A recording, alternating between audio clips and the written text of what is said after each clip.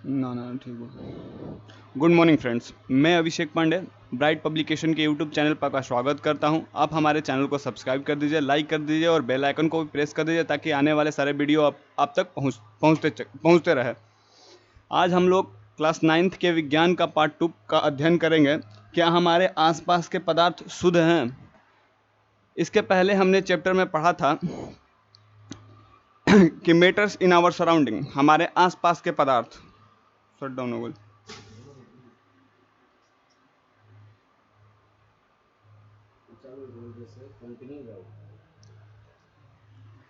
First chapter हमने पढ़ा था कि हमारे आसपास के पदार्थ, और सेकेंड चैप्टर हम लोग पढ़ रहे हैं कि क्या हमारे आसपास के पदार्थ शुद्ध हैं।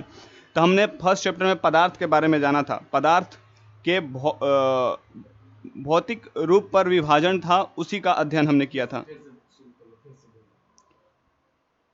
एकदम ये से स्टार्ट करते हैं, शुरू से मुझे काट दिया जी। ठीक है। गुड मॉर्निंग फ्रेंड्स, मैं अभिषेक पांडे ब्राइट पब्लिकेशन के यूट्यूब चैनल पर आपका स्वागत करता हूं। आप हमारे चैनल को सब्सक्राइब कर दीजिए, लाइक कर दीजिए और बेल आइकन को भी प्रेस कर दीजिए ताकि आने वाले सारे वीडियो आप तक पहुंच सके। फर्स्ट चैप्टर में हमने पढ़ा था कि हमारे आसपास के पदार्थ, क्या हमारे आसपास के पदार्थ, मैटर्स इन आवर सराउंडिंग। और सेकेंड चैप्टर में हम लोग पढ़ने वाले हैं कि क्या हमारे आसपास के पदार्थ शुद्ध हैं। फर्स्ट चैप्टर में हमने जाना था कि पदार्थ के भौतिक रूप से उनका विभाजन किया था, ठोस, द्रव्य, गैस और बोस, आइंस्टाइन एंड प्लाज्मा में। आज इस चैप्टर में हम लोग रासायनिक तौर पर पदार्थ का विभाजन करेंगे। पदार्थ कितने प्रकार के होते हैं, उनको किस प्रकार विभाजित किया गया है, पदार्थ के अंदर में कौन कौन से वस्तु आते हैं, तत्व आते हैं।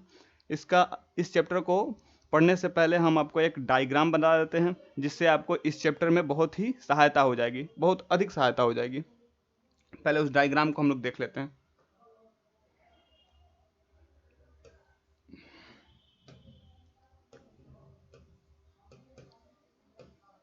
पदार्थ, फर्स्ट चैप्टर में हम लोग पदार्थ के बारे में जान गए थे कि पदार्थ किसको कहते हैं। पदार्थ वह वस्तु को कहते हैं, पदार्थ उस वस्तु को कहते हैं जिस वस्तु का द्रव्यमान होता है तथा वह स्थान घेरती है। जिस वस्तु का द्रव्यमान होता है अथवा स्थान घेरती है उसको हम लोग पदार्थ कहते हैं। वैसे ही इस चैप्टर में हम लोग पदार्थ को विभाजित करेंगे। पदार्थ को हम लोग दो भाग में विभाजित करते हैं।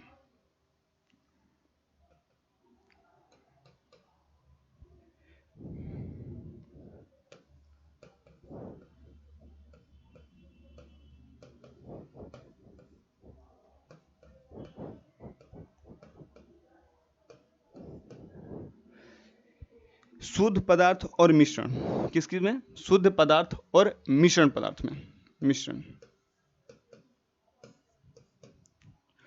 शुद्ध पदार्थ को भी हम लोग दो भाग में विभाजित करते हैं। शुद्ध पदार्थ को भी दो भागों में विभाजित करते हैं। मैं शुद्ध पदार्थ का भी डेफिनेशन आपको बता दूंगा, परिभाषा भी बता दूंगा, मिश्रण की भी परिभाषा बता दूंगा, मिश्रण क्या होता है, और इसको हम लोग दो भागों में विभाजित करते हैं। पहला तत्व, दूसरा यौगिक।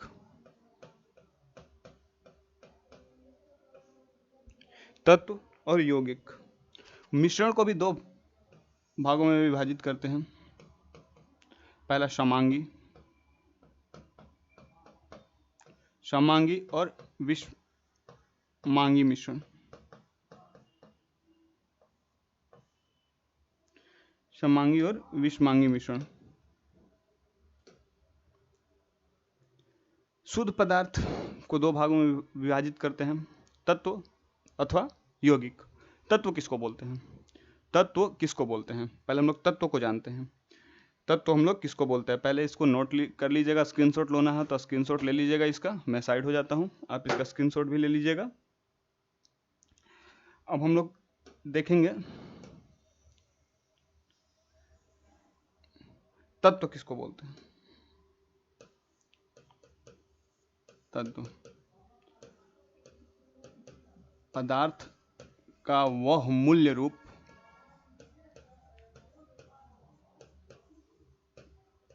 जिसे किसी रासायनिक क्रिया द्वारा अन्य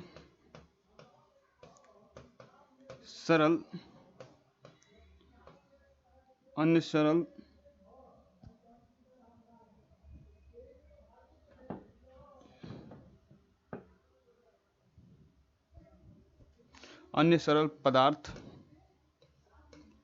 में विभाजित नहीं किया जा सकता।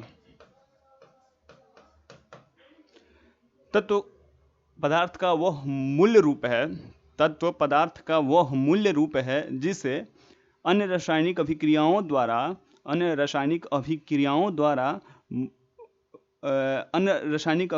द्वारा सरल पदार्थों में भी विभाजित नहीं किया जा सकता। जैसे एग्जाम्पल में आप देख लीजिए, जैसे आ जाएगा आपका ऑक्सीजन, कार्बन, नाइट्रोजन, सोडियम। आपको अगर 1 ग्राम ऑक्सीजन दे दिया जाए तो आप उसको तोड़ के किसी अन्य पदार्थ में परिवर्तित नहीं कर सकते, वो ऑक्सीजन का ऑक्सीजन ही रहेगा। इससे स्मॉलेस्ट यूनिट में आप इसको डिवाइड नहीं कर सकते, यानी विभाजित नहीं कर सकते। यौगिक किसको कहते हैं? 2 या 2 से अधिक तत्वों के मिश्रण से बने हुए पदार्थ को यौगिक कहते हैं।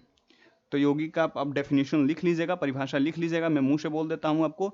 2 या 2 से अधिक तत्वों के मिश्रण से बने हुए पदार्थ को यौगिक कहते हैं। 2 या 2 से अधिक तत्वों के मिश्रण से बने हुए पदार्थ को यौगिक कहते हैं। ठीक है, यौगिक का एग्जाम्पल हम बता सकते हैं आपको। यौगिक का एग्जाम्पल हम बताते हैं आपको कि कौन सा यौगिक का एग्जाम्पल होता है।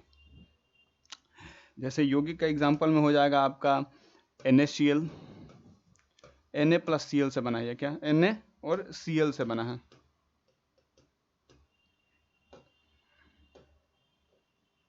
Na और Cl से बना है। H2O, HCl, ये सब यौगिक के एग्जाम्पल हो सकते हैं। मिश्रण बोलते हैं 2 या 2 से अधिक तत्व अथवा यौगिक के मिलने से बने हुए पदार्थ को मिश्रण कहते हैं। 2 या 2 से अधिक तत्वों या मिश्रण यौगिक के मिश्रण से बने हुए पदार्थ को मिश्रण कहते हैं। मिश्रण का एग्जाम्पल हो जाएगा हवा, पानी, हवा हो सकता है। जैसे आपको बता दिया जाए, हवा हो गया, विनेगर हो जाएगा, जिसमें बहुत सारे एलिमेंट, 2 या 2 से अधिक तत्व होना चाहिए या 2 से अधिक ये होना चाहिए, यौगिक होना चाहिए। मिश्रण भी 2 तरह के होते हैं, समांगी और विषमांगी। अब हम लोग आते हैं डायरेक्ट अपना क्वेश्चन पे। इतना आपके लिए सफिशिएंट है जानना। क्या हमारे आसपास के पदार्थ शुद्ध हैं? पहला क्वेश्चन बोलता है कि निम्नलिखित में कौन तत्व है? निम्नलिखित में कौन तत्व है? तत्व का डेफिनेशन क्या होता है? तत्व का परिभाषा क्या होता है? तत्व को हमने पढ़ा, तत्व को जब हमने पढ़ा तो हमने पढ़ा कि तत्व पदार्थ की वह मूल्य इकाई है। तत्व पदार्थ की वह मूल्य इकाई है जिसे अन्य रासायनिक अभिक्रियाओं द्वारा विभक्त नहीं किया जा सकता, मानी विभाजित नहीं किया जा सकता, उसे छोटे छोटे टुकड़ों में उसे विभक्त नहीं किया जा सकता है। ठीक है, तत्व उसको बोलते हैं हवा। हम सब जानते हैं कि हवा मिश्रण है बहुत सारे गैसों का। हवा मिश्रण है बहुत सारे गैसों का। हवा में हम लोग ऑक्सीजन भी देखते हैं, कार्बन डाइऑक्साइड भी होता है, वाटर वेपर्स भी होते हैं, वाष्प भी होते हैं, और इसी में नाइट्रोजन भी होते हैं। उसका क्वांटिटी हम लोग अगले चैप्टर में पढ़ेंगे कि कितना अमाउंट हवा में ऑक्सीजन का होता है, कितना कार्बन डाइऑक्साइड का होता है, कितना नाइट्रोजन का होता है। तो ये तत्व नहीं हो सकता है। दूसरा ऑप्शन का था ऑक्सीजन। मैंने तत्व का एग्जाम्पल देते हुए भी आपको बताया था कि ऑक्सीजन क्या है, एक तत्व है। पानी एक यौगिक है जो H2O से बना हुआ है। पानी क्या है? H2O से बना हुआ है, यानी हाइड्रोजन और ऑक्सीजन 2 तत्वों से मिलकर बना है, मतलब ये यौगिक है। लवण भी एक यौगिक है। इसका राइट आंसर हो जाएगा तत्व, इसका राइट आंसर हो जाएगा ऑक्सीजन। सेकंड क्वेश्चन हम लोगों को कहता है निम्नलिखित में कौन यौगिक है? निम्नलिखित में कौन यौगिक है? यौगिक का डेफिनेशन या परिभाषा हमने क्या जाना था? 2 या 2 से तत्वों के मिलने से बने हुए पदार्थ को यौगिक कहते हैं। 2 या 2 से अधिक तत्वों के मिलने से बने पदार्थ को यौगिक कहते हैं। तो इसमें देखिए एग्जाम्पल क्या क्या है। एग्जाम्पल पहला है ऑप्शन में है वायु, दूसरा ऑक्सीजन, तीसरा नमक, तीसरा तांबा, चौथा नमक। तो यौगिक कौन होगा? यौगिक कौन होगा? वायु। वायु क्या है? एक मिश्रण है। वायु क्या है? मिश्रण है। इसके पहले चैप्टर में पहले वाले क्वेश्चन में भी हमने देखा था। ऑक्सीजन। ऑक्सीजन एक तत्व है। तांबा। तांबा भी एक तत्व है। तांबा को हम लोग Cu लिखते हैं। नमक। नमक एक यौगिक है। नमक दो तत्वों से मिलकर बना है। आप जानते होंगे नमक, जो आप लोग डे टू डे लाइफ या रोजाना जिंदगी में जिस नमक का प्रयोग करते हैं, खाते हैं, उसको हम लोग NaCl बोलते हैं। क्या बोलते हैं? NaCl, sodium chloride. ये क्या है? एक यौगिक है। ये क्या है? यौगिक है। दो तत्वों से मिलकर बने हुए पदार्थ को यौगिक कहते हैं। दो तत्वों से मिलकर बने हुए पदार्थ को यौगिक कहते हैं। दो तत्वों से मिलकर बने हुए पदार्थ को यौगिक कहते हैं। यह डेफिनेशन याद रखिएगा, आपके एग्जाम में हूबहू आएगा कि यौगिक किसको बोलते हैं। एक एग्जाम्पल बताइए। आप आसानी से बता सकते हैं कि दो या दो से अधिक तत्वों के मिलने से बने हुए पदार्थ को यौगिक कहते हैं, जैसे NaCl, H2O, HCl, sodium Na2SO4, sodium hydrochloric acid. Hydrochloric acid हो जाएगा, फिर इसको मिटा लेते हैं।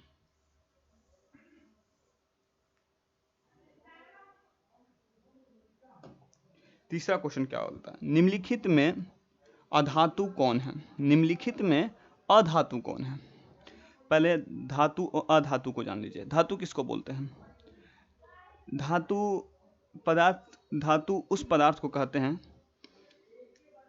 जिसका स्ट्रक्चर, जो हार्ड होता है, कठोर होता है, जो लश्चरस होता है। लश्चरस कहने का मतलब चमकीला होता है। जो सोनरस होता है, सोनरस कहने का मतलब जिसको पटकने से आवाज निकल सकती है, जिसे आसानी से नहीं काटा जा सकता, आसानी से उसे संपीड़ित नहीं किया जा सकता, तोड़ा नहीं जा सकता, उसी को धातु कहते हैं। तो उसके विपरीत अधातु, जिसको आसानी से काटा जा सके, जिसमें लश्चर ना हो, जिसमें चमक ना हो। तो निम्नलिखित में अधातु कौन है? जर्मेनियम, सेलेनियम, आयोडीन और टाइटेनियम। जर्मेनियम भी एक मेटल है, एक धातु है। सेलेनियम भी एक धातु है। आयोडीन एक अधातु है। आयोडीन अधातु है। आयोडीन अधातु है। आयोडीन एक अधातु है। इसका राइट आंसर हो जाएगा आयोडीन। आयोडीन अधातु है। तत्व के सूक्ष्मतम कण को क्या कहते हैं? तत्व के सूक्ष्मतम कण को क्या कहते हैं? जो तत्व है, तत्व से स्मॉलेस्ट यूनिट को क्या कहते हैं? तत्व के सूक्ष्मतम कण को क्या कहते हैं? ऑप्शन है अणु, परमाणु, यौगिक, आयन। तत्व को हम लोग अगर आगे हायर स्टडी में जाएंगे, ऊपर के आगे के हम लोग 11th-12th की पढ़ाई को देखेंगे, तो तत्व के आगे भी बहुत कुछ होता है, लेकिन हमारे यहाँ पर तत्व के आगे विभाग नहीं किया जा सकता है। लेकिन तत्व के आगे, तत्व के सूक्ष्मतम कण को एटम बोलते हैं, यानी परमाणु कहते हैं। तत्व के सूक्ष्मतम कण को परमाणु कहते हैं। तत्व के सूक्ष्मतम कण को परमाणु कहते हैं हम लोग।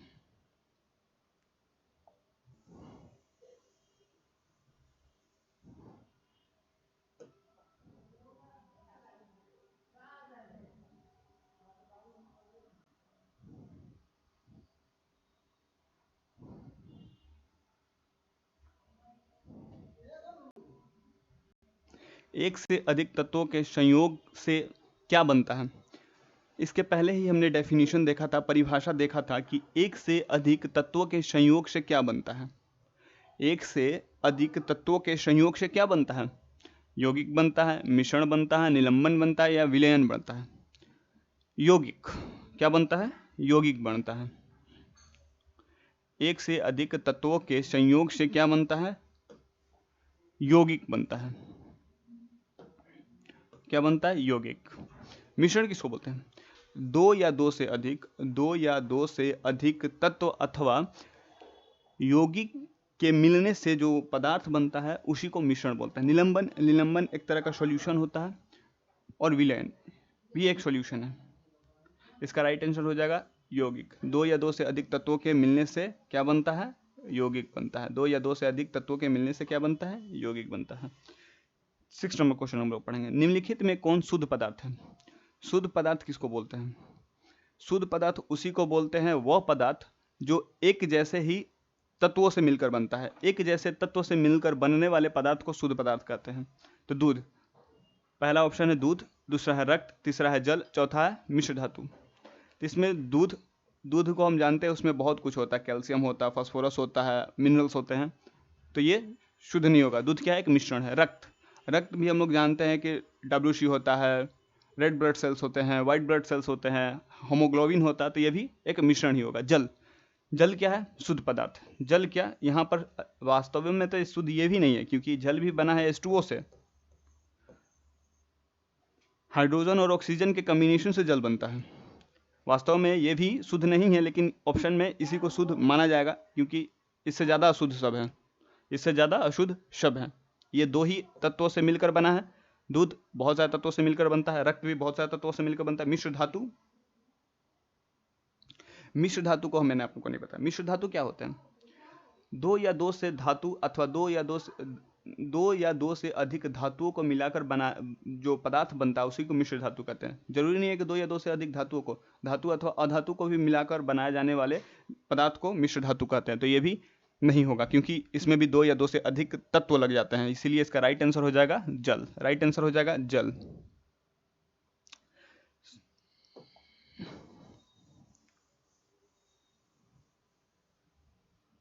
सातवां नंबर क्वेश्चन क्या कहता है? निम्नलिखित में कौन सा अशुद्ध पदार्थ है? शुद्ध का हमने परिभाषा जाना। शुद्ध किसको बोलते हैं? शुद्ध वह पदार्थ जो एक जैसे तत्वों से मिलकर बनता है उसी को शुद्ध कहते हैं। वह पदार्थ जो एक जैसे तत्वों से मिलकर बनता है उसी को शुद्ध पदार्थ कहते हैं। तो यहाँ पर हम लोग को अशुद्ध जानना है। सोडियम, सोडियम का सिंबल होता है Na। सोडियम का सिंबल क्या होता है? Na।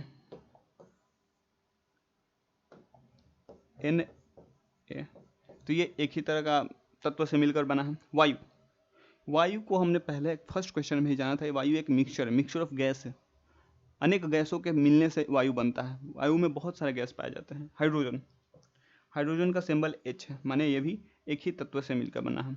अमोनियम, अमोनियम भी एक ही तत्व से मिलकर बना है, NH3। NH3 तो अशुद्ध इसमें कौन सा है? जो मिश्रण है, जो एक तत्व से मिलकर नहीं बना है। ये मत समझिएगा कि अमोनियम नाइट्रोजन और हाइड्रोजन के मिलने से बनता है। अमोनियम का सिंबल यही होता है NH3, वो एक ही तत्व से मिलकर बना है। अमोनियम एलिमेंट का सिंबल ही होता है NH3। इसका राइट आंसर हो जाएगा वायु। राइट आंसर हो जाएगा वायु। वायु क्या है? अशुद्ध पदार्थ है। वायु एक अशुद्ध पदार्थ है। वायु एक अशुद्ध पदार्थ है।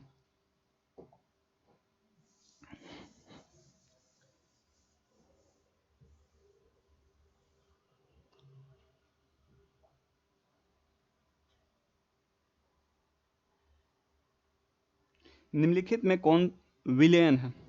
विलयन क्या होता है?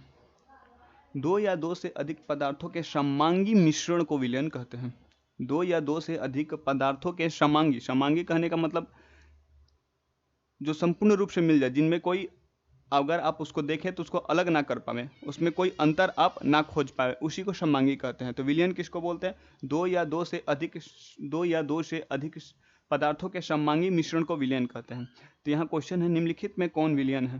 पहला साबुन विलयन है, लवण विलयन है, जल चौक मिश्रण, स्टार्च विलयन। साबुन और साबुन विलयन को हम आसानी से अलग कर सकते हैं। आसानी से हम लोग उसके अणु को देख सकते हैं, अपने नग्न आंखों से उसे देख सकते हैं। विलयन के अणु 10⁹ से भी छोटे होते हैं। 10⁹ नैनोमीटर से भी छोटे होते हैं, जिनको अपने नग्न आंखों से नहीं देखा जा सकता। उसके लिए माइक्रोस्कोप की आवश्यकता पड़ेगी। तो साबुन विलयन नहीं है। लवण विलयन है, इसको रखते हैं। चौक जल मिश्रण, चौक को अगर पीस कर जल में मिलाइएगा तो मिलेगा नहीं। आप उसको आसानी से उसमें चौक के अणु और जल के अणु के बीच अंतर देख सकते हैं। चौक क्या होगा? जाके पानी के नीचे या बॉटम में जाके बैठ जाएगा। स्टार्च भी एक विलयन नहीं होता है। इसका राइट आंसर हो जाएगा लवण विलयन। लवण विलयन इसका राइट आंसर हो जाएगा। राइट आंसर हो जाएगा लवण विलयन। 9वां नंबर क्वेश्चन लोग देखते हैं। निम्नलिखित में कौन सा निलंबन है? जिस तरह हमने विलयन को पढ़ा था उसी तरह निलंबन को भी हम लोग जानेंगे। निलंबन दो या दो से अधिक विषमांगी मिश्रण को, दो या दो से अधिक पदार्थों के विषमांगी मिश्रण को निलंबन कहते हैं। जिसके अणु को जिसके निलंबन के अणु को अगर आप देखिएगा तो उसमें साफ साफ अंतर नजर आ जाएगा। साफ साफ अंतर नजर आ जाएगा। उनके जो निलंबन का जो पार्टिकल्स होता है, जो अणु होता है, वो शेप में या उसका शेप काफ़ी बड़ा होता है, उसको आसानी से आप डिफ्रेंशिएट यानी अंतर कर सकते हैं। निम्नलिखित में कौन सा निलंबन है? निलंबन का हमने डेफिनेशन जानी है, दो या दो से अधिक पदार्थों के विषमांगी मिश्रण को निलंबन कहते हैं। विषमांगी मिश्रण को निलंबन कहते हैं। तो इसका ऑप्शन क्या है? चीनी विलयन। अगर आप चीनी को पानी में मिलाइएगा तो संपूर्ण रूप से मिश्रित हो जाएगा। आप उसमें चीनी के अणु और पानी के अणु के बीच में कोई अंतर नहीं लगा पाइएगा, कोई अंतर आपको नहीं मिलेगा। चीनी का अणु आपको उसमें दिखेगा ही नहीं। सोडा जल को भी अगर आप सोडा जल देखे होंगे तो उसमें भी आप कोई अंतर नहीं बता पाइएगा कि कहाँ पर सोडा का अणु है, कहाँ पर पानी का अणु है। मटमैला जल, अगर आप गंगा के किनारे या किसी भी नदी के किनारे या गंदी नदी जो है उसका पानी लाइएगा तो आप उसमें साफ साफ अंतर देख पाइएगा। या तालाब का भी पानी देख लीजिए, निकाल के देखिएगा तो उसमें पानी अथवा जो डट पार्टिकल्स है, जो गंदगी है, उसमें अंतर साफ साफ नजर आता है। तो इसका राइट आंसर हो जाएगा मटमैला। निलंबन को पहचानने का सबसे आसान तरीका यही है कि उसके अणु के बीच में उसके अणु को आसानी से देखा जा सकता है, वो भी नग्न आंखों से देखा जा सकता है। तो इसका राइट आंसर हो जाएगा मटमैला जल। राइट आंसर क्या हो जाएगा? मटमैला जल। निम्नलिखित में कौन कोलाइड है? चीनी का शरबत, पीतल, धुआं, गोंद। कोलाइडल किसको बोलते हैं? कोलाइडल भी देखने से तो लगता है कि विलियन ही हो, दो या दो से अधिक पदार्थों के सममांगी मिश्रण से ही ये भी बनता है। कोलाइडल भी दो या दो से अधिक पदार्थों के सममांगी मिश्रण से ही कोलाइडल बनता है। लेकिन इनके कणु विलयन के अणु से बड़े होते हैं। साइज में इनका अणु विलयन के अणु से बड़ा होता है। इसके अणु को भी आप नग्न आंखों से नहीं देख सकते हैं, लेकिन इनका पता लगाने के लिए अगर हम इस पर प्रकाश को प्रभावित करते हैं, टॉर्च को हम लोग बारते हैं और प्रकाश के रास्ते में अगर कोलाइडल को ले आएंगे तो इसमें आप देखेंगे कि लाइट जो प्रकाश है उस पदार्थ के बीच से होके उसका पाथ नजर आ जाएगा। उसी से हम लोग पता लगाते हैं कि क्या यह एक कोलाइडल है। तो पहला चीनी का शरबत, चीनी को अगर आप पानी में मिलाइएगा तो उसका पार्टिकल्स नजर ही नहीं आएगा। अब कोलाइडल का एग्जांपल समझिए, दूध, रक्त, गोंद, ये सब क्या है? कोलाइडल के एग्जांपल है। दूसरा पीतल, तीसरा धुआं, चौथा गोंद। तो मैंने एग्जांपल में ही बता दिया कि गोंद इसका राइट आंसर हो जाएगा। गोंद इसका राइट आंसर हो जाएगा।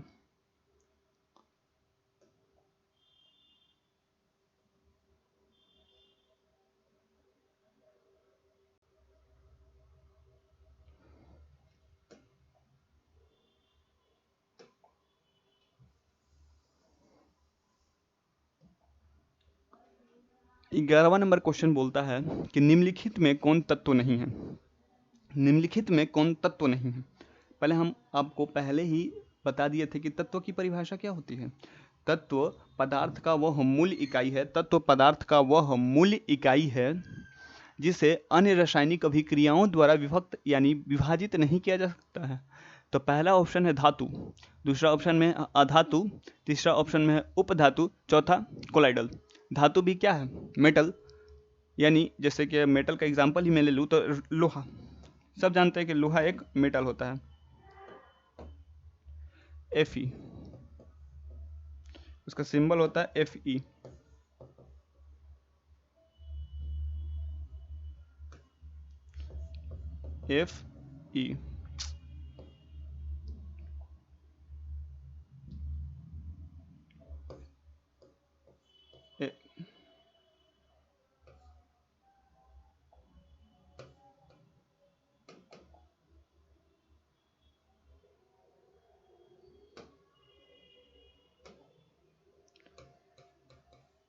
Fe अगर हम एग्जांपल ले लें धातु का तो लोहा, जिसका सिंबल होता है Fe। अधातु ले लें तो इसके पहले ही हमने उसका डेफिनेशन बता दिया कि अधातु किसको बोलते हैं। एक अधातु का एग्जांपल ही ले लें, जैसे कि ऑक्सीजन, कार्बन, जितने भी गैस होते हैं वो अधिकतर अधातु में ही आते हैं। जितने भी अधिकतर क्या आते ही अधातु में ही है। उपधातु किसको बोलते हैं? जिसमें दोनों की प्रॉपर्टी होती है, यानी दोनों की प्रॉपर्टी जिसमें होती है उसी को उपधातु बोलते हैं। जैसे जर्मेनियम, एक एग्जाम्पल हो जाएगा जर्मेनियम।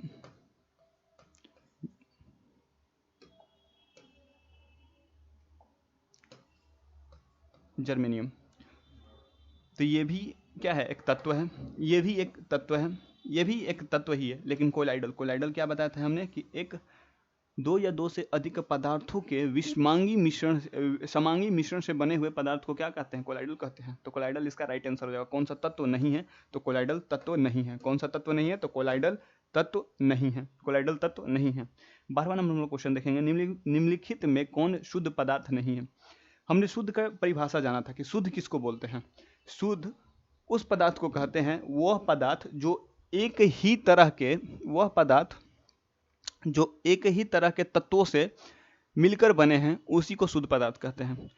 हमारे केमिस्ट्री के टर्म में यही एक डेफिनेशन है, लेकिन डे टू डे लाइफ में या रोजाना आम जिंदगी में हम लोग जैसे शुद्ध जल, शुद्ध दूध, शुद्ध दही, शुद्ध घी, यानी अनेक शब्दों का प्रयोग करते हैं। उसमें से कोई भी शुद्ध नहीं होता है। केमिस्ट्री के पॉइंट ऑफ व्यू से वो शुद्ध नहीं होता है, वो मिक्सचर होता है। वो मानते हैं कि वो 100% आपको प्योर घी देता है। आपके घर में जो भी घी बन रहा है वो मानते हैं कि 100% प्योर घी है, लेकिन केमिस्ट्री में उसको प्योर नहीं माना जाएगा, उसको मिश्रण माना जाएगा, क्योंकि वो दूध से बना है। दूध क्या है, मिश्रण है, उसमें कैल्शियम है, लैक्टिक एसिड भी आ जाता है, साथ ही साथ उसमें फास्फोरस है, दुनिया भर के मिक्सचर है, मिनरल्स हैं, साथ में फैट्स हैं।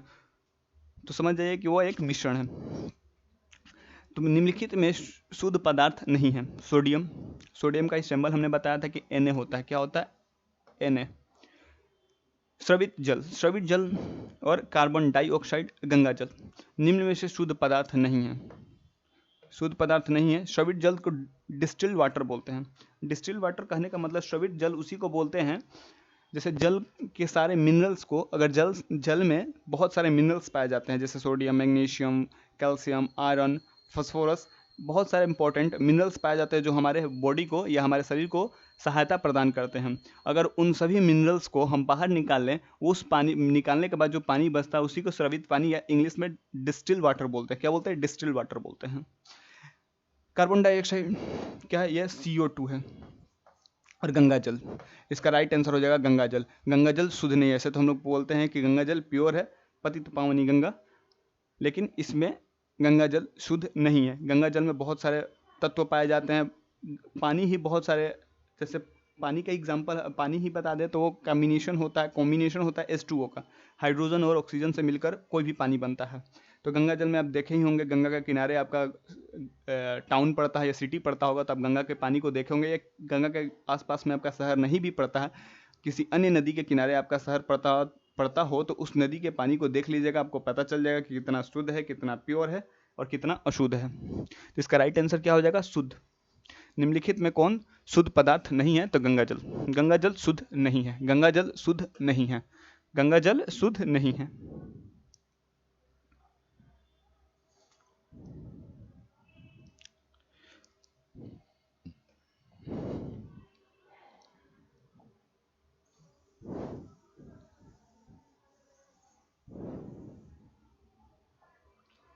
तेरहवां नंबर क्वेश्चन बोलता है हम लोग को, तेरहवां number question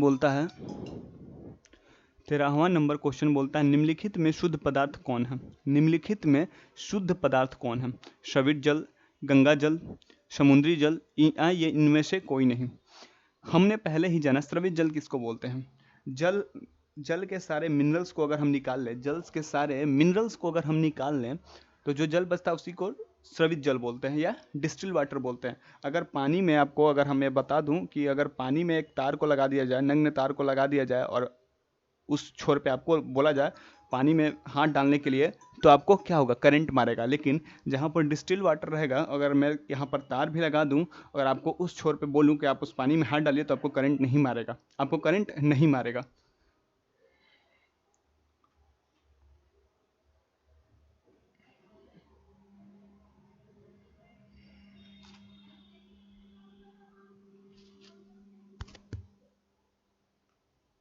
hello,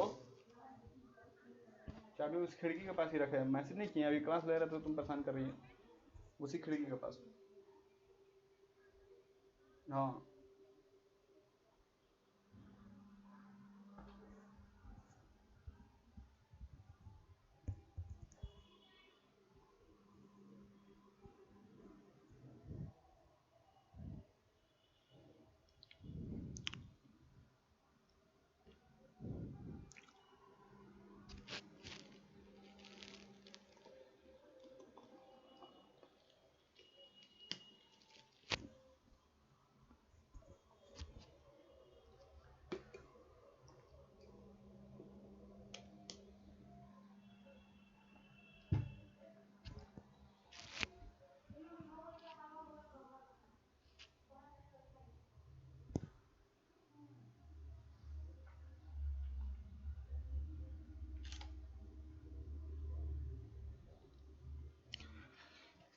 13वां number question बोलता है कि निम्नलिखित में शुद्ध पदार्थ कौन है। निम्नलिखित में शुद्ध पदार्थ कौन है। शुद्ध का डेफिनेशन हमने पहले ही जाना था कि वह पदार्थ जो एक जैसे तत्वों से मिलकर बनता है, वह पदार्थ जो एक जैसे तत्वों से मिलकर बनता है उसी को शुद्ध पदार्थ कहते हैं।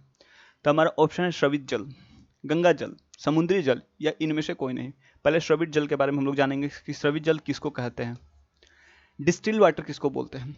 जब हम पानी को या जल में सारे मिनरल्स को निकाल लें, सारे मिनरल्स को उसको निकाल लें, उसको हटा दें जल से, तो जो पानी बचता है उसी को डिस्टिल वाटर या स्रवित जल बोलते हैं। गंगा जल, गंगा जल के बारे में हमें जाना है, इसके पहले वाले क्वेश्चन में पढ़ा गंगा जल अशुद्ध है, तो ये ऑप्शन में तो हो ही नहीं सकता। समुद्री जल, समुद्री जल में जान जाइए कि गंगा से भी ज़्यादा प्रदूषण होता है। कहने का सेंस यह नहीं है कि उसमें प्रदूषण, कहने का सेंस यह है कि उसमें बहुत सारे के सोल्ट पाए जाते हैं। आप जानते ही हो कि समुद्री जल क्षारीय होता है। क्षारीय कहने का अर्थ है कि उसमें बहुत सारे सोल्ट, नमक पाए जाते हैं। आप जानते ही होंगे कि हमारे जो डे टू डे लाइफ में आम जो ज़िंदगी में यूज़ होता है नमक, वो भी समुद्र के पानी से ही बनाया जाता है। तो ये भी एक अशुद्ध ही है, ये भी अशुद्ध है। इनमें से कोई नहीं, तो ये ऑप्शन नहीं है। तो इसका राइट आंसर क्या हो जाएगा, स्रवित जल। इसके पहले वाले ऑप्शन में ही बताया कि मैंने स्रवित जल को प्योर शुद्ध माना जाता है, क्योंकि इसमें कोई भी मिनरल नहीं होता, इसमें कोई भी मिनरल नहीं रहता, केवल H2O ही होता है। ये केवल इसी से बना है, इसके सिवाय इसमें कोई भी मिनरल्स नहीं पाए जाते हैं। इसके सिवाय इसमें कोई भी मिनरल्स नहीं पाए जाते हैं। चौथा नंबर क्वेश्चन बोलता है यौगिक में तत्वों का अनुपात होता है। यौगिक में मान लीजिए कि कोई यौगिक है, तो उसमें तत्व का जो अनुपात होता है वो क्या होता है। निश्चित होता है, अनिश्चित होता है, परिवर्तनशील होता है, इनमें से सभी। पहले हम लोग यौगिक का एक एग्जाम्पल देखते हैं। यौगिक का एक एग्जाम्पल देखते हैं, उसके बाद हम लोग देखेंगे। यौगिक का एक एग्जाम्पल हम लोग पानी को ही ले लेते हैं। H2O day to day life में हमारा यूज होता है। H2O, H2O किससे मिलकर बना है, हाइड्रोजन और ऑक्सीजन से मिलकर बना है। H2O किससे मिलकर बना है, तो हाइड्रोजन और ऑक्सीजन से मिलकर बना है। दो हाइड्रोजन एटम प्लस में एक ऑक्सीजन एटम, एक ऑक्सीजन एटम, ये दो हाइड्रोजन एटम और एक ऑक्सीजन एटम से मिलकर बना है। तो उसका अनुपात निकालते हैं। तो आपको जानना पड़ेगा कि हाइड्रोजन का एटॉमिक मास, यानी एटॉमिक मास कितना होता है। तो एटॉमिक मास हाइड्रोजन का 1 होता है, और ऑक्सीजन का एटॉमिक मास कितना है, तो उसका एटॉमिक मास 8 होता है, उसका 8 होता है। तो यहाँ 2 एटम है, तो 2 का हो जाएगा 2, और ऑक्सीजन 1 है, तो एटॉमिक मास ऑक्सीजन का 16 होता है, सॉरी एटॉमिक नंबर 8 होता है, 16। तो इसका अनुपात क्या आ जाएगा, 1:8। कहने का हमारा अर्थ यह है कि अगर हम तालाब का पानी लें, गंगा का पानी ले लें, समुद्र का पानी ले लें, या आपके घर टैप वाटर जो नल से पानी निकलता है उसको ले लें, वो भी क्या इसी से मिलकर बना होगा, H2O से। अगर उसको हम लोग उसका अनुपात निकालें तो वो हमेशा 1:8 ही आएगा। 1:8 ही आएगा, ये कभी नहीं बदलने वाला। 1:8 कभी नहीं बदलने वाला। चाहे आप समुद्र का पानी लाइए, गंगा का पानी लाइए, या अपने घर में जो पानी पीते हैं उसका इस्तेमाल कीजिए, वो हमेशा 1:8 के अनुपात में ही रहेगा। तो हमारा क्वेश्चन बोल रहा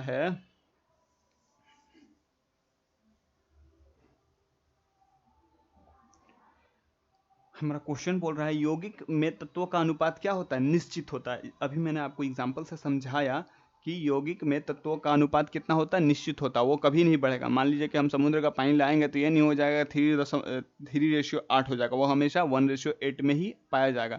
चाहे आप चांद पर भी चल जाइए, अगर पानी लेके जाइएगा तो वो भी किस अनुपात में पाया जाएगा, 1:8 के अनुपात में ही पाया जाएगा, 1:8 में ही पाया जाएगा। तो इसका क्या हो जाएगा, यौगिक में तत्वों का अनुपात क्या होता है, यौगिक में तत्वों का अनुपात निश्चित होता है। क्या होता है, निश्चित होता है। जैसे मैंने आपको अभी तुरंत एग्जांपल में बताया कि H2O है, तो H2O 2 हाइड्रोजन एटम और एक ऑक्सीजन एटम से मिलकर बना है। तो एक हाइड्रोजन का एटॉमिक मास कितना होता है, 1, और एक ऑक्सीजन का एटॉमिक मास होता है 16।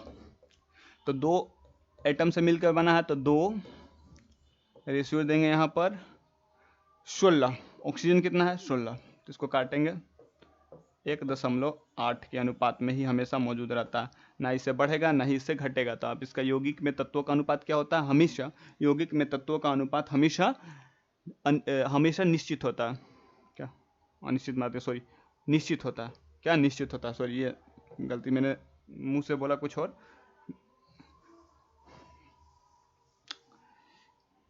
क्या होता है, निश्चित होता है। राइट आंसर क्या हो जाएगा, निश्चित होता है। मैंने अभी भी एग्जांपल सबको समझा दिया।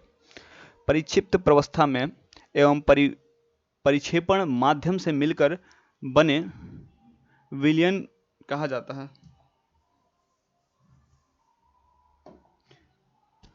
संतृप्त विलयन, अतृप्त विलयन या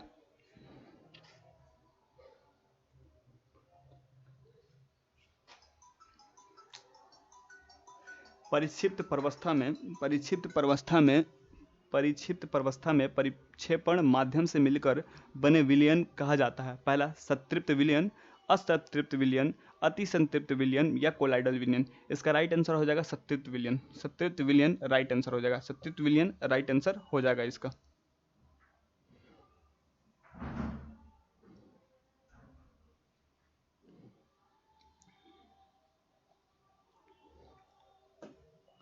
नमक तथा अमोनियम क्लोराइड के मिश्रण को पृथक किया जा सकता है।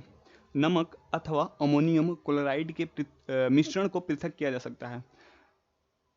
तो इसका पहला ऑप्शन में क्या है, उद्रपादन, सरल आसवन द्वारा, प्रभाजी आसवन द्वारा या क्रिस्टलीकरण द्वारा। पहले हम लोग सब जानते हैं कि उद्रपादन द्वारा क्या होता है। जब दो मिश्रण होते हैं और एक का नेचर यह होता है कि उसे गर्म करने पर, एक का नेचर या एक का प्रकृति ऐसी होती है कि उसे गर्म करने पर क्या हो जाता है, वो डायरेक्ट ठोस से गैस में परिवर्तित हो जाती है, डायरेक्ट ठोस में गैस में परिवर्तित हो जाती है। उस मिश्रण को पृथक करने के लिए हम लोग उद्रपातन विधि का प्रयोग करते हैं। सरल आसवन द्वारा क्या होता है, इसको इंग्लिश में डिस्टिलेशन बोलते हैं। क्या बोलते हैं, डिस्टिलेशन बोलते हैं। सरल आसवन द्वारा क्या होता है कि जिस भी मिक्सचर का या दो से दो अधिक पदार्थ जो मिश्रण में बने हुए हैं, उनका अगर बॉइलिंग पॉइंट 25 डिग्री केल्विन से ज़्यादा हो, या उनके बॉइलिंग पॉइंट का अंतर 25 डिग्री केल्विन से ज़्यादा हो, तब हम लोग सरल आसवन विधि का प्रयोग करते हैं। प्रभाजी आसवन विधि का कब प्रयोग करते हैं, जब मिश्रण का बॉइलिंग पॉइंट का अनुपात क्या हो, 25 केल्विन से कम होता है, तब प्रभाजी आसवन विधि का प्रयोग करते हैं। क्रिस्टलीकरण विधि का हम लोग कब प्रयोग करते हैं, इस विधि का प्रयोग हम लोग तब करते हैं जैसे हम लोग को इंक को क्रिस्टल करना हो, इंक यानी कहने का स्याही को करना हो, तो हम लोग क्रिस्टलीकरण विधि का प्रयोग करते हैं। तो इसका राइट आंसर क्या हो जाएगा, उद्रपादन विधि। हम जानते हैं, इसके पहले वाले चैप्टर में पढ़ा था कि अमोनियम क्लोराइड का क्या होता है, उद्रपादन होता है। अमोनियम क्लोराइड को अगर आप चाहें तो उसको थोड़ा सा हीट कीजिएगा या गर्म कीजिएगा तो डायरेक्ट क्या हो जाएगा, गैस में परिवर्तित हो जाता है। अगर नमक को आप हीट करिएगा तो उसके लिए काफ़ी ज़्यादा तापमान की आवश्यकता पड़ेगी और वो भी हीट में परिवर्तित नहीं हो जाएगा, वो लिक्विड में चला जाएगा, यानी द्रव्य में चला जाएगा। तो इसका राइट आंसर हो जाएगा उद्रपादन द्वारा। नमक अथवा अमोनियम क्लोराइड के मिश्रण को पृथक किया जा सकता है उद्रपातन विधि द्वारा। जब हम लोग इसका थ्योरी पढ़ेंगे तो उसको डीपली वहाँ पर चर्चा कर लेंगे। दूध से क्रीम को पृथक करने के लिए जिस विधि का उपयोग किया जाता है वह है प्रभाजी आसवन, क्रिस्टलीकरण, उपकेंद्रीकरण, इनमें से कोई नहीं।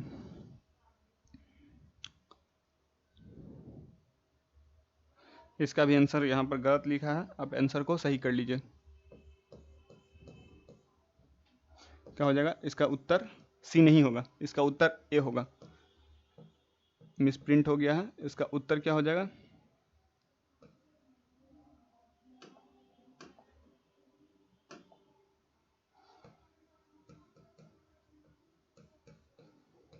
ए इसका राइट आंसर हो जाएगा।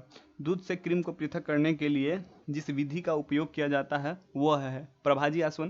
प्रभाजी आसवन के बारे में हमने जाना, क्रिस्टलीकरण क्या होता है, अपकेंद्रीकरण क्या होता है, या इनमें से कोई नहीं।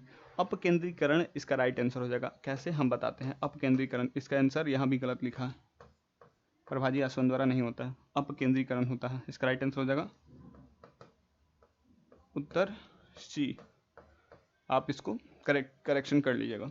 इसका अपकेंद्रीकरण, जैसे आप देखे होंगे अपने गांव में या घर में कि दूध से किस तरह छाली को अलग किया जाता है, या घी बनाते समय या मट्ठा जिसको बोलते हैं, उसको बनाते समय देखते होंगे कि ऐसे ऐसे उसमें एक लकड़ी का रहता है, उसको लेकर करते हैं तो उसमें क्या होता है, यही अपकेंद्रीकरण होता है। अपकेंद्रीकरण मतलब किसी चीज को अगर हम ऐसे घुमाते हैं और उसमें बाहर की ओर बल लगे, क्या लगे, बाहर की ओर बल लगे, इसको इंग्लिश में सेंट्रीफ्यूगल फोर्स भी बोलते हैं। इसको इंग्लिश में सेंट्रीफ्यूगल भी फोर्स बोलते हैं।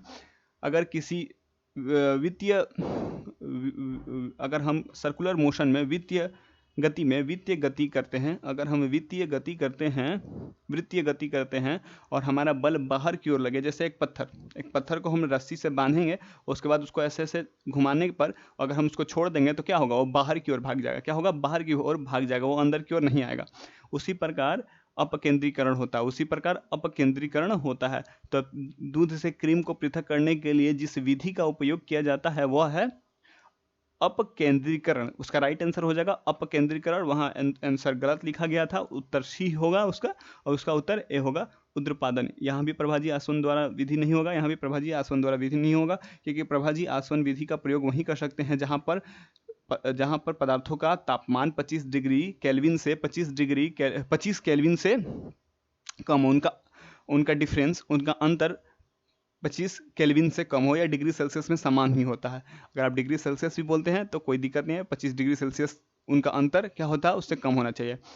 अगर केल्विन भी बोलते हैं तो भी सही है, उसमें कोई गलती नहीं है, क्योंकि दोनों का डिफरेंस बराबर ही होता है। क्योंकि वो 273.15 kelvin is equal to 0 degree Celsius और 100 डिग्री सेल्सियस यानी 373.5 केल्विन। अगर आप इसको घटाइएगा दोनों का तो अंतर 100 का ही आएगा, कितना आएगा, 100 का ही अंतर आएगा। तो इससे आप उसका अंतर डिग्री सेल्सियस में बोलिए या केल्विन में बोलिए, उसमें कोई अंतर कोई गलती नहीं होगा। उसमें आप डिग्री सेल्सियस में बोलना चाहे डिग्री सेल्सियस में बोल सकते हैं, केल्विन में बोलना चाहते हैं केल्विन में बोल सकते हैं।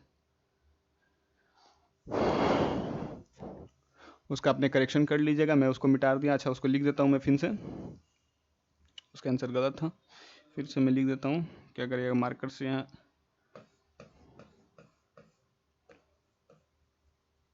आंसर ए, इसका आंसर क्या हो जाएगा, सी। क्या हो जाएगा, आंसर सी हो जाएगा, अपकेंद्रीकरण।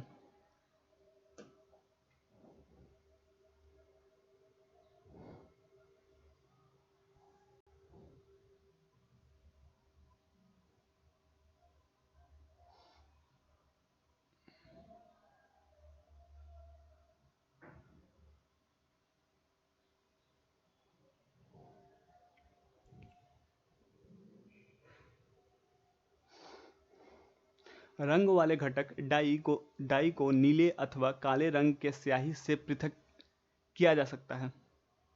रंग वाले घटक डाई को नीले अथवा काले रंग के स्याही से पृथक किया जा सकता है। ऑप्शन में क्या क्या है, वाष्पीकरण द्वारा, क्रिस्टलीकरण द्वारा, प्रभाजी आसवन द्वारा, या इनमें से कोई नहीं। तो इसका राइट आंसर हो जाएगा क्रिस्टलीकरण द्वारा। इसका राइट आंसर हो जाएगा क्रिस्टलीकरण द्वारा।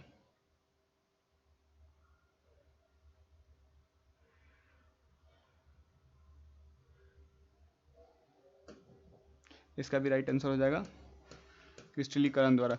यहाँ भी आंसर गलत लिखा है, इसका करेक्शन कर लीजिएगा।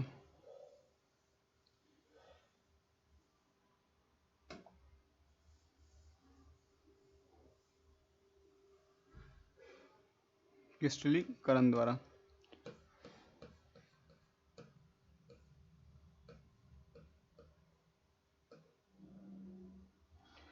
दो अघुलनशील द्रवों के मिश्रण को पृथक किया जा सकता है।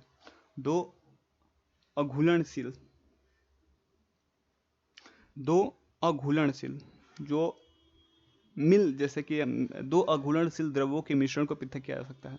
अघुलनशील मिश्रण किसको कहेंगे, अघुलनशील मिश्रण किसको कहेंगे, अगर आप तेल को पानी में मिला दीजिएगा तो क्या होगा, एक दूसरे से मिल जाएगा, नहीं, वो एक दूसरे से मिलेगा नहीं। तेल का पार्टिकल्स ऊपर चला जाएगा, पानी नीचे रह जाएगा, तो उसी को अघुलनशील द्रव्य कहते हैं। इसको किस तरह अलग किया जा सकता है, तो इसको करने का तरीका है पृथकीकरण कपी द्वारा। पृथकीकरण कपी द्वारा ही अलग किया जा सकता है। प्रभाजी आसवन के बारे में बता दिया, सरल आसवन भी हमने बता दिया था, इनमें से कोई नहीं, इसका राइट आंसर हो जाएगा पृथकीकरण कपी द्वारा। पृथकीकरण कपी द्वारा आप थ्योरी में पढ़िएगा तो उसमें हमको बताया जाएगा कि उस किस तरह का विधि का प्रयोग किया जाता है, किस तरह का विधि का प्रयोग किया जाता है। तो इसका राइट आंसर क्या हो जाएगा, पृथक करी कपी द्वारा, पृथक करी कपी द्वारा।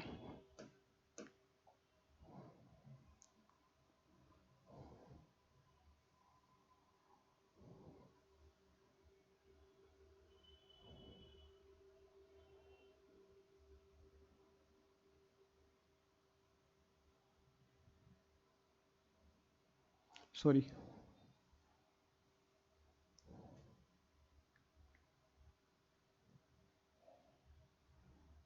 इसका राइट आंसर हो जाएगा वाष्पीकरण। इसका राइट आंसर ही वाष्पीकरण ही होगा, सॉरी मैं देखा नहीं। इसका राइट आंसर हो जाएगा वाष्पीकरण। इसका राइट आंसर हो जाएगा वाष्पीकरण। रंग वाले घटक डाई को नीले अथवा काले रंग की स्याही से पृथक किया जा सकता है, उसका राइट आंसर हो जाएगा वाष्पीकरण। वाष्पीकरण विधि से ही उसको अलग किया जा सकता है, वाष्पीकरण विधि से ही उसे अलग किया जा सकता है। बाय फॉल्ट उसमें गलती हो गया था। आइए हम लोग आगे देख लेते हैं।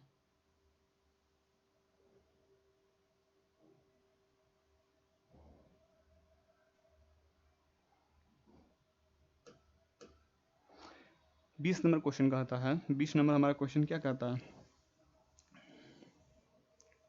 काली स्याही में उपस्थित डाई को पृथक किया जा सकता है। काली स्याही में काली स्याही में उपस्थित डाई को पृथक किया जा सकता है, किस विधि द्वारा उसे अलग किया जा सकता है, क्रिस्टलीकरण द्वारा, उद्रपादन द्वारा, क्रोमेटोग्राफी विधि द्वारा, इनमें से कोई नहीं। इसका राइट आंसर हो जाएगा क्रोमेटोग्राफी द्वारा। क्रोमेटोग्राफी विधि हम लोग आपको बताएंगे थ्योरी में कि क्रोमेटोग्राफी विधि क्या होती है, किस तरह उसका उससे उसको काले स्याही को अलग करते हैं। तो इसका राइट आंसर क्या हो जाएगा, क्रोमेटोग्राफी विधि द्वारा। क्रोमेटोग्राफी विधि द्वारा इसका राइट आंसर हो जाएगा क्रोमेटोग्राफी विधि द्वारा। देखें तो हाँ सी राइट आंसर सही है, क्रोमेटोग्राफी विधि द्वारा।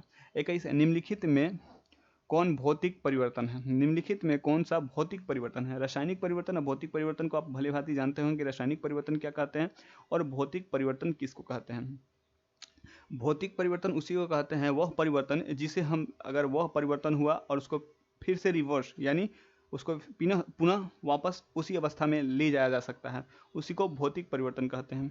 क्या कहते हैं, भौतिक परिवर्तन कहते हैं। जैसे पानी का बर्फ में जमना, पानी का बर्फ में जमना, तो बर्फ में जमा उसे हम फिर से पानी में वापस उसे गर्म कर ला सकते हैं, वो क्या होगा, वो भौतिक परिवर्तन होगा। रासायनिक परिवर्तन क्या होता है, रासायनिक परिवर्तन वो हो जाता है जिस अगर वो एक बार पदार्थ अपने गुण रूप को परिवर्तित हो जाता है, गुण रूप में परिवर्तित हो जाता है, तो फिर उसे वापस फिर से उसे मूल रूप में नहीं लाया जा सकता है। जैसे कि हम लोग चाय बनाते हैं, तो चाय बनाते समय दूध, चीनी या चाय पत्ती तीनों का प्रयोग करते हैं, उसको हम लोग बना देते हैं। चाय बनने के बाद जो लास्ट प्रोसेस हो जाता है, चाय को हम लोग जब छान लेते हैं, तो क्या उसमें से उस चाय में से आप चीनी को अलग कर सकते हैं, नहीं किया जा सकता। उस चाय में से चीनी को अलग नहीं किया जा सकता। तो इसका राइट आंसर क्या हो जाएगा, पेड़ काटना, लकड़ी जलाना। अगर मान लीजिए किसी लकड़ी को आप लोग जला दिया, तो फिर से उस लकड़ी को वापस बना पाइएगा, नहीं बन सकता, वो नहीं बनेगा। लोहे में जंग लगना, लोहे में जंग लग गया, मान लीजिए लोहे में जंग लग गया, वो भी क्या है, एक रासायनिक अभिक्रिया ही है। जल नमक को जल में घोलना, नमक को जल में घोलना, क्या है, नमक को जल में घोलना।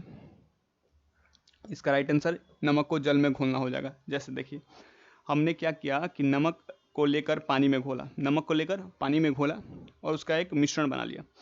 हम चाहते हैं कि वो नमक हमें फिर से पुनः प्राप्त हो जाए, क्या हो जाए, फिर से पुनः प्राप्त हो जाए। तो उसके लिए वाष्पीकरण विधि का प्रयोग करते हुए, वाष्पीकरण विधि का प्रयोग करते हुए हम लोग फिर से नमक को प्राप्त कर सकते हैं। तो क्या होगा, यह एक भौतिक परिवर्तन, यह एक भौतिक परिवर्तन है। और ये इसमें पेड़ को काट दे, पेड़ को काट दिया, फिर से उस पेड़ को वापस जोड़ पाइएगा, नहीं जोड़ा जा सकता है। वो एक रासायनिक अभिक्रिया ही है। लकड़ी का जलना, यह भी एक रासायनिक अभिक्रिया है। लोहे का जंग लगना, यह भी एक रासायनिक अभिक्रिया है। नमक को जल में घोलना, नमक को जल में घोलना क्या है, एक भौतिक परिवर्तन है। क्या है, एक भौतिक परिवर्तन है। क्या है, एक भौतिक परिवर्तन है।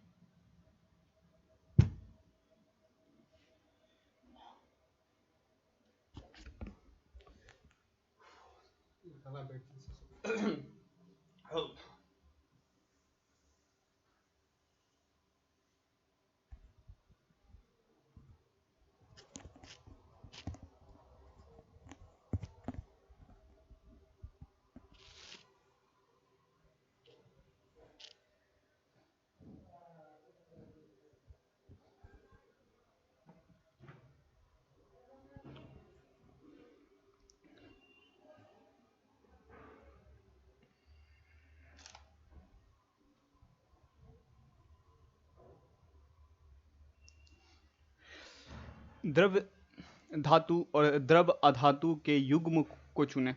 इसमें बोल रहा है कि द्रव धातु अथवा द्रव अधातु के युग्म यानी जोड़े को चुनें।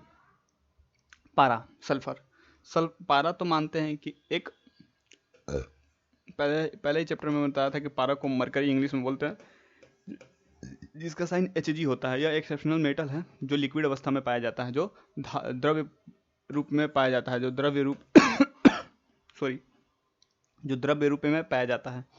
लेकिन सल्फर जिसका सिंबल H है, क्या वो द्रव्य अवस्था में पाया जाता है? नहीं, वो एक ठोस अवस्था में पाया जाता है। लिथियम भी एक ठोस मेटल है।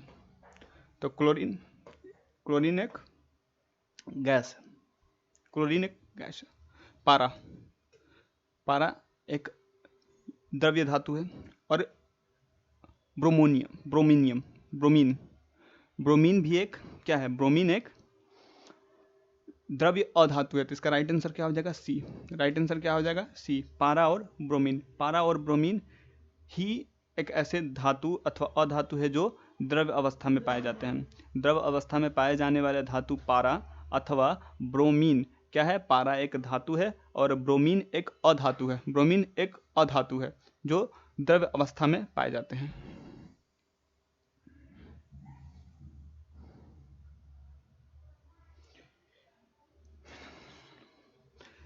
23वां नंबर हमारा क्वेश्चन क्या बोलता है कि निम्नलिखित में कौन विद्युत का सुचालक अधातु है? विद्युत का सुचालक अधातु, जनरली अधातु क्या होते हैं? विद्युत के कुचालक होते हैं। लेकिन इनमें से कौन सा ऐसा अधातु है जो विद्युत का सुचालक है? विद्युत का क्या है? सुचालक है। हमने जाना कि जनरल टर्म पर जनरली क्या होता है कि अधातु विद्युत का कुचालक होता है। लेकिन इसमें से ऐसा कौन सा अधातु है जो विद्युत का सुचालक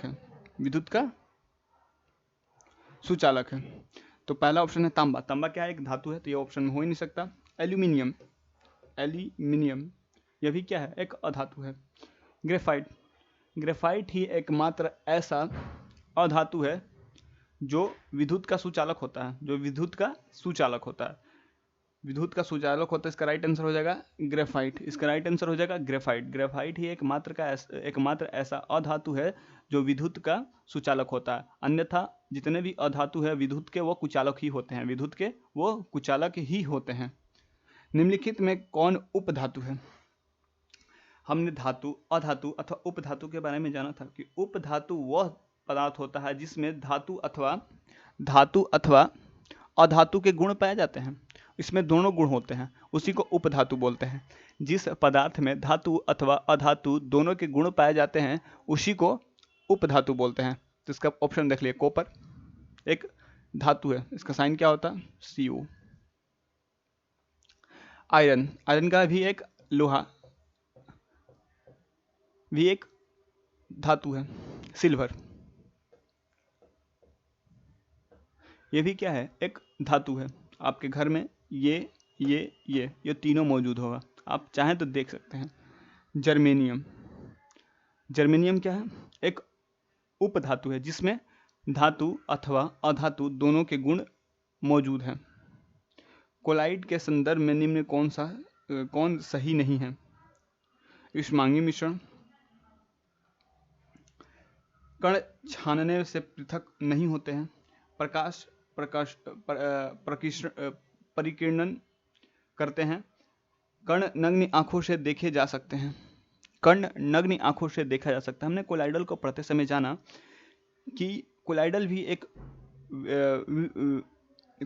एक विलयन की तरह समांगी मिश्रण से बनता है। क्या होता है? समांगी मिश्रण से बनता है। उसके कण को नग्न आंखों से नहीं देखा जा सकता है, खाली केवल निलंबन के ही कण को, केवल निलंबन के कण को ही नग्न आंखों से देखा जा सकता है। कोलाइडल के अणु को, कणों को नग्न आंखों से नहीं देखा जा सकता है। इसका राइट आंसर क्या हो जाएगा? कणों नग्न आंखों से देखे जा सकते हैं। इसका राइट आंसर ये हो जाएगा कि इसमें से कौन सा नहीं है, कोलाइडल के संदर्भ में कौन नहीं है, तो इसके नग्न आंखों से देखा जा सकता है, क्योंकि कोलाइडल क्या है? एक समांगी मिश्रण है, उसके कणों को देखा नहीं जा सकता, उसमें कोई अंतर आप नहीं बता पाइएगा। विषमांगी मिश्रण होता, ये सब जानता है कि एक विषमांगी मिश्रण होता है। कण छानने से पृथक नहीं होते हैं। अगर आप दूध को छन्नी से छाने तो क्या उसके कण को अलग कर सकते हैं? नहीं कर सकते हैं।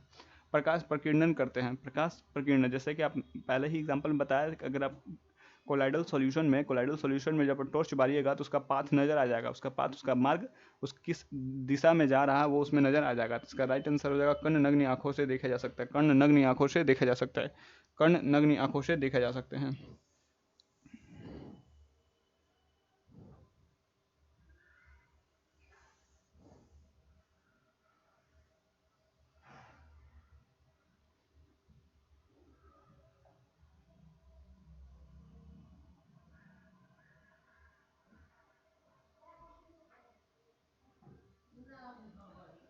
निम्नलिखित में यौगिक को चुनें। यौगिक क्या होता है? पहले आपको ये जानना पड़ेगा। यौगिक को हमने बताया कि दो या दो से अधिक तत्वों के मिलने से जो पदार्थ बनता है उसी को यौगिक कहते हैं।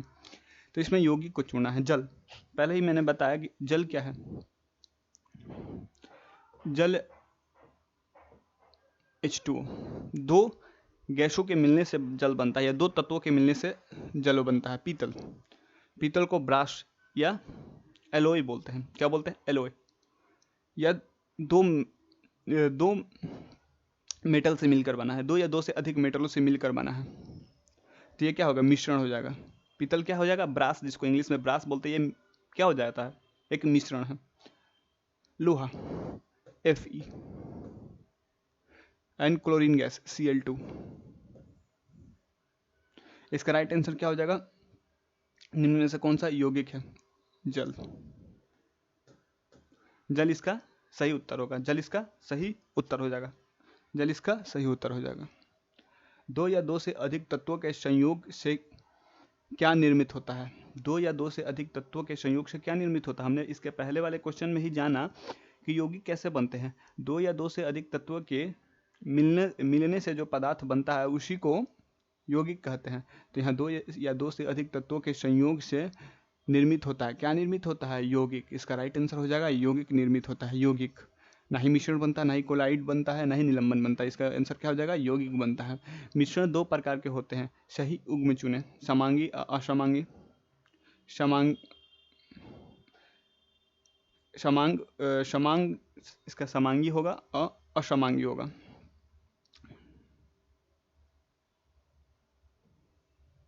समांगी और असामांगी, इसका राइट आंसर हो जाएगा। सही कथन चुने।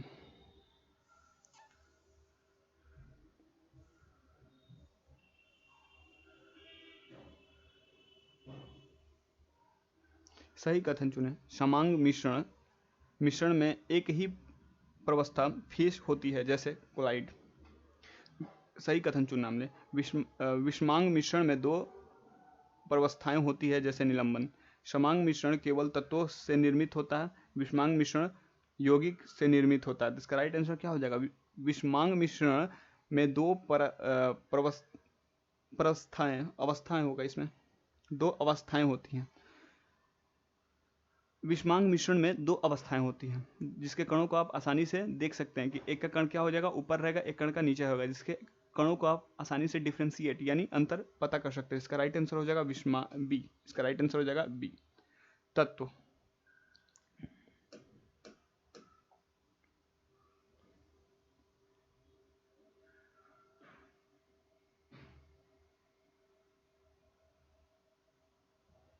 तत्व सरलतम पदार्थ है। समान परमाणुओं से निर्मित होता है। ए बी दोनों सही है, ए और बी दोनों गलत है। इसका राइट आंसर क्या हो जाएगा?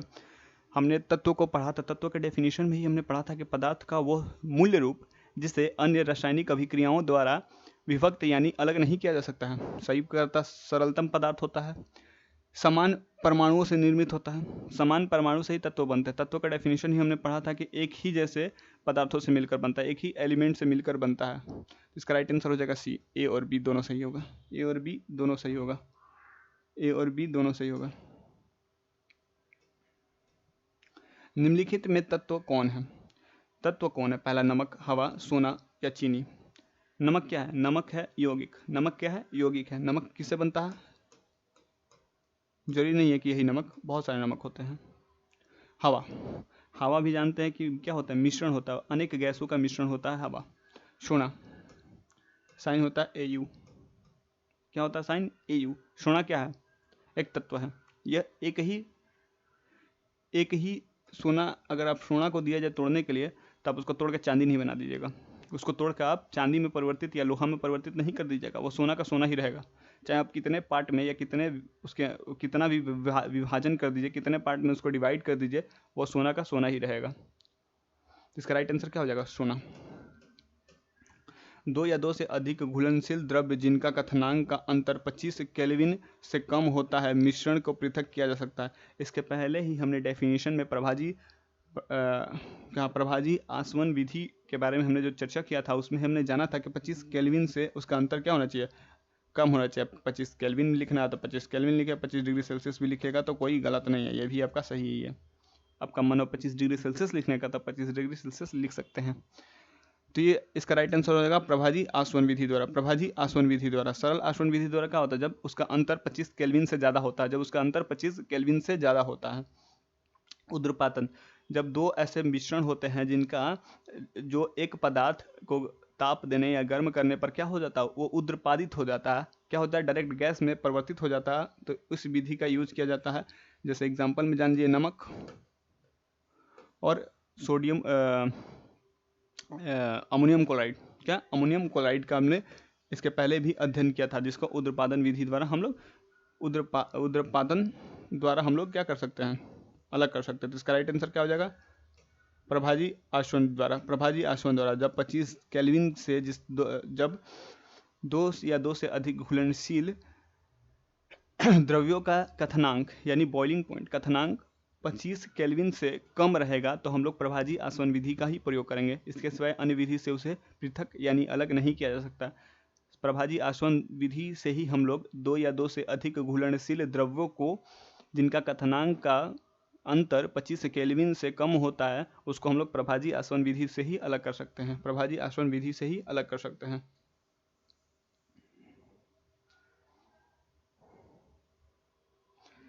33 वायु के घटक गैसों को पृथक करने के लिए द्रवित वायु का क्या करते हैं? क्या करते हैं? ऑप्शन दे दीजिए। प्रभाजी आसवन द्वारा, भाप आसवन द्वारा या इनमें से कोई नहीं। इसका राइट आंसर हो जाएगा प्रभाजी आसवन विधि से ही हम लोग वायु के घटक गैसों को पृथक कर सकते हैं। वायु के घटक गैसों के पृथक कर सकते हैं। किस विधि से द्वारा? प्रभाजी आसवन विधि से ही हम लोग गैसों के गैसे के घटकों को पृथक कर सकते हैं।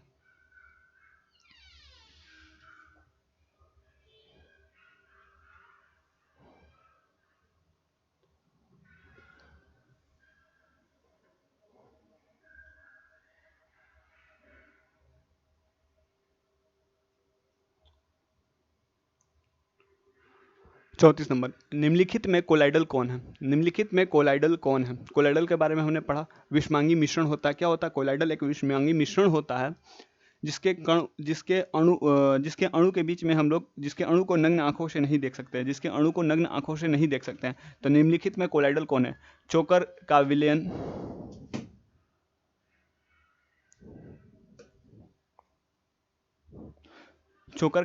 नमक का विलयन, हवा और बादल।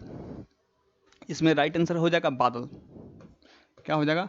बादल। बादल के कणों को हम अपनी आंखों से नहीं देख सकते। उसके अणु के बीच का अंतर हम नहीं निकाल सकते हैं, लेकिन चोकर का विलयन के बीच के अणु के बीच के अंतर हम निकाल सकते हैं। नमक ही हम जानते हैं कि एक विलयन होता है। हवा एक मिक्सचर होता है। जैसे कि आपके आसपास में हवा है तो आप बता सकते हैं कि यहाँ पर ऑक्सीजन है, यहाँ पर नाइट्रोजन है, यहाँ पर कार्बन डाइऑक्साइड है। ऐसे नहीं बताया जा सकता। उसके अणु को नहीं देखा जा सकता।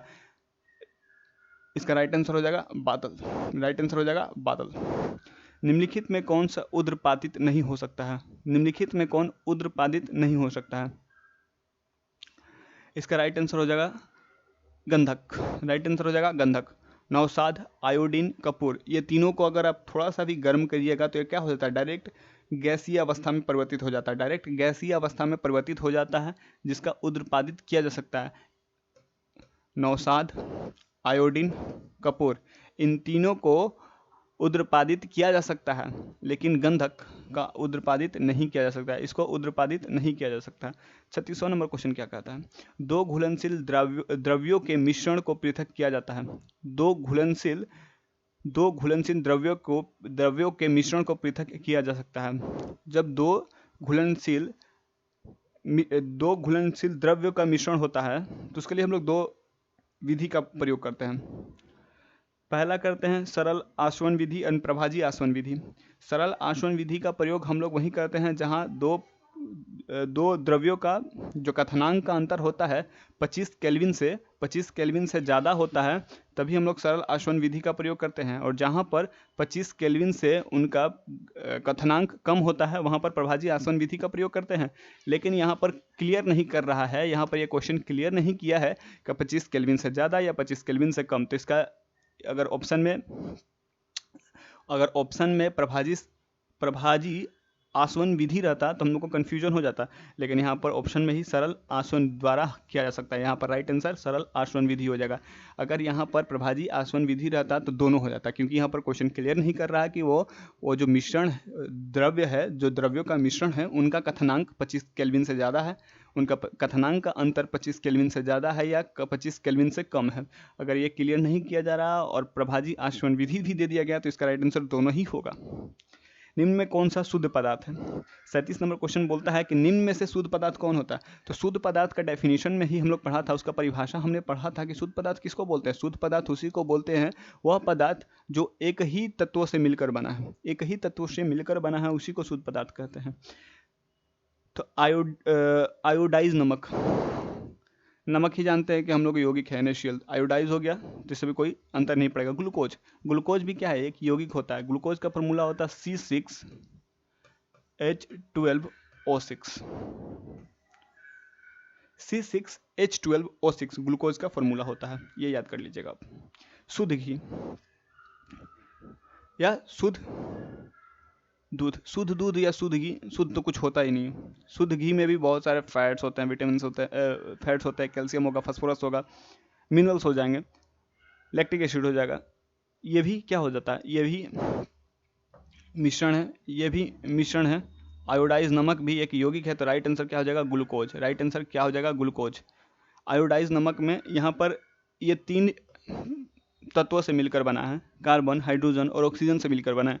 और ये शुद्ध घी, शुद्ध दूध और आयोडाइज नमक 3 से अधिक तत्वों से मिलकर बने हैं, इसलिए यहाँ पर राइट आंसर ग्लूकोज हो जाएगा। ऐसे तो ग्लूकोज भी एक शुद्ध तत्व नहीं होता है, क्योंकि ये भी कार्बन, हाइड्रोजन, ऑक्सीजन से मिलकर बना है, ये भी 3 तत्वों से मिलकर बना है। हमारा डेफिनेशन क्या कहता है कि वह पदार्थ जो एक ही तत्व से मिलकर बना है, उसी को शुद्ध मानते हैं। लेकिन यहाँ पर राइट आंसर ग्लूकोज हो जाएगा, क्योंकि ये इनसे ज़्यादा अधिक तत्वों से मिलकर बने हैं। आयोडाइज नमक, शुद्ध घी या शुद्ध दूध।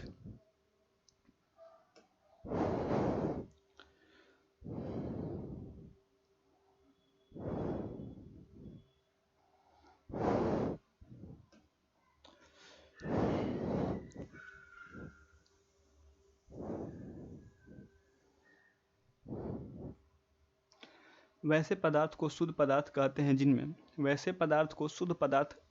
जिनमें पहला ऑप्शन मिलावट नहीं होता है, शुद्धि नहीं होती है, सभी कण समान होते हैं, या इनमें से कोई नहीं। हमने शुद्ध का परिभाषा जाना था, शुद्ध की परिभाषा पढ़ा, तो उसमें हमने क्या जाना कि शुद्ध उसी पदार्थ को कहते हैं जो एक समान कणों से मिलकर बनता है, तो इसका राइट आंसर क्या हो जाएगा, सभी कण समान होने चाहिए। इसका राइट आंसर हो जाएगा सभी कण समान होने चाहिए। शुद्ध का डेफिनेशन ही यही होता है कि वह पदार्थ जो एक समान या एक ही जैसे तत्वों या कणों से मिलकर बनते हैं, उसी को शुद्ध कहते हैं। मिलावट नहीं होता है। तो मिलावट हो या ना हो उससे हमसे क्या फर्क पड़ता है, अशुद्धि नहीं हो। वैसे पदार्थ शुद्ध कहते हैं, इसका राइट आंसर हो जाएगा डी सभी। इसका राइट, मिलावट नहीं होता, अशुद्ध नहीं होते, इसका राइट आंसर डी हो जाएगा। डी इसका राइट आंसर हो जाएगा, इनमें से सभी। पदार्थ को शुद्ध कब कहते हैं, पदार्थ को शुद्ध कब कहते हैं, जो एक ही समान के कणों से मिलकर बना रहता है। तो शुद्ध है तो उसमें मिलावट भी नहीं होगा, अशुद्धि भी नहीं होगा। इसका राइट आंसर, सॉरी मैंने बता दिया केवल सी, लेकिन इसका राइट आंसर हो जाएगा इनमें से सभी। इनमें से सभी इसका राइट आंसर हो जाएगा, इनमें से सभी इसका राइट आंसर हो जाएगा। ऑप्शन में यहाँ पर सी लिखा हुआ, ये गलत है।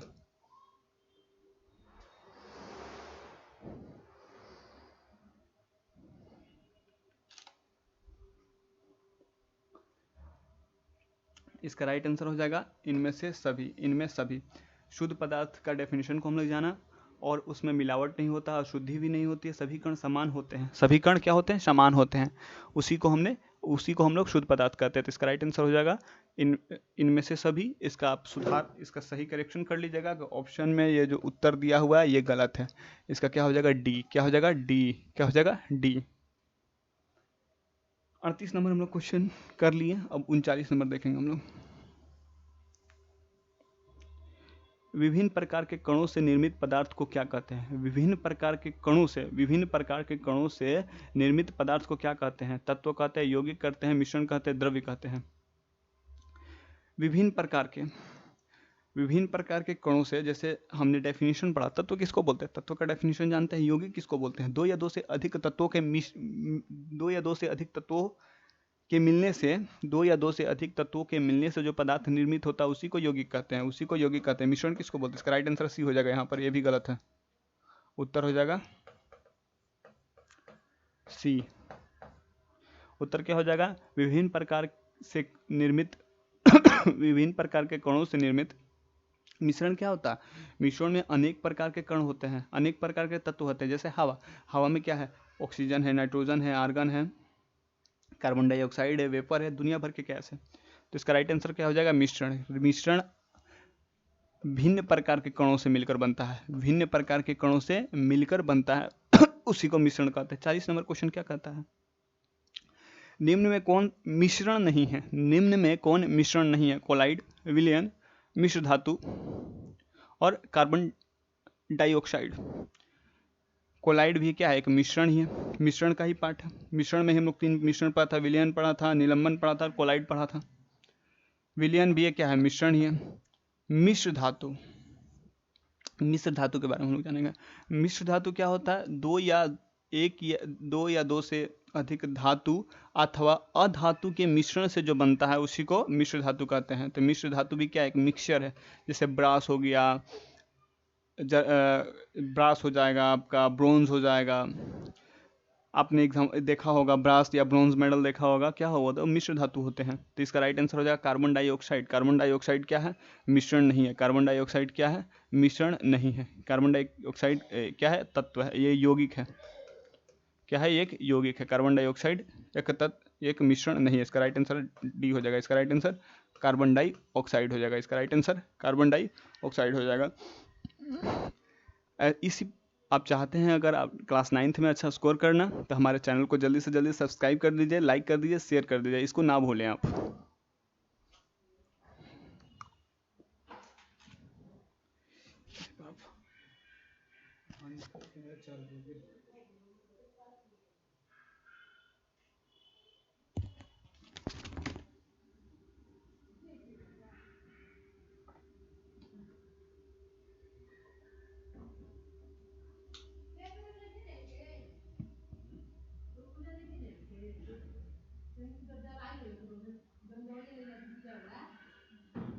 बोल भैया, भेजन ना, बोलू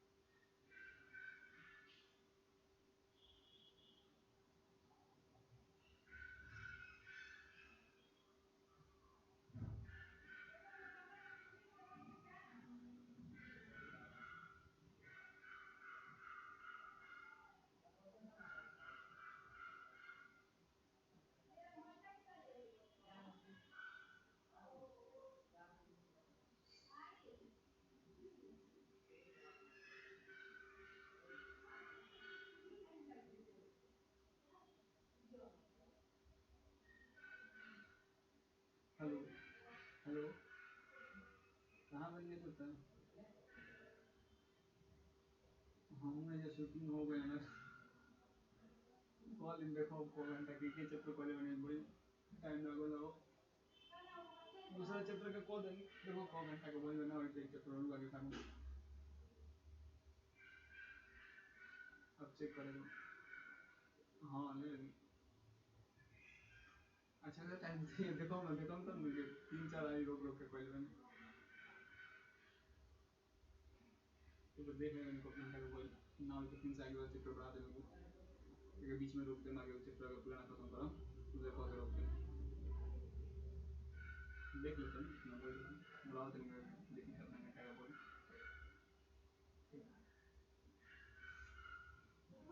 बोल भैया बोल भैया